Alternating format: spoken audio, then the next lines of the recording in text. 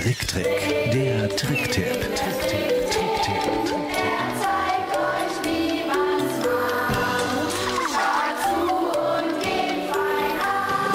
Diese Ausgabe wurde produziert von Lego Studio 1. Herzlich willkommen bei unserem Brick Trick Tutorial. Heute zeige ich euch, wie man eine Feuerstelle animiert. Dazu braucht ihr sehr viele von diesen Steinen. Das sind nämlich unsere Grundbausteine des Feuers.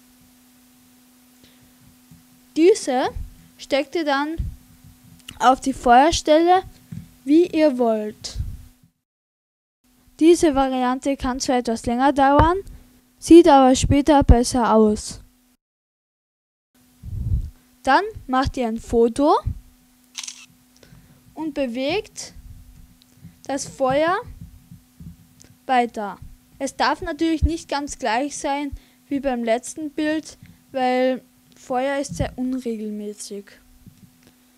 Und um etwas Abwechslung reinzubekommen, könnt ihr auch rote Steine oder solche Steine verwenden. Und das sieht dann ungefähr so aus.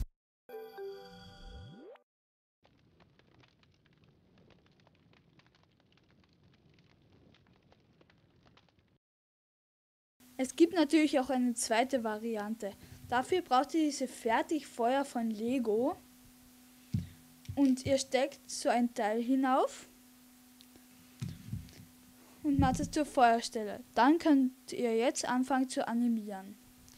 Das Animieren geht so, dass ihr das Feuer immer leicht etwas nach vorne biegt,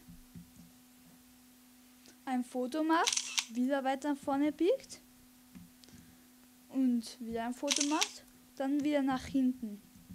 Und das macht ihr so lange weiter. Und das sieht wiederum so aus.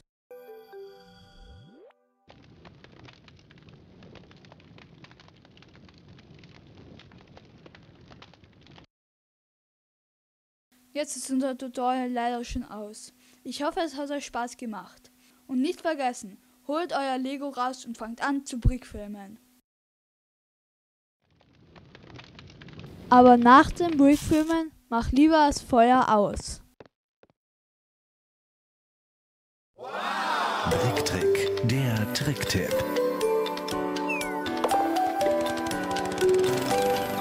Mehr Tipps und Tricks www.bricktrick.de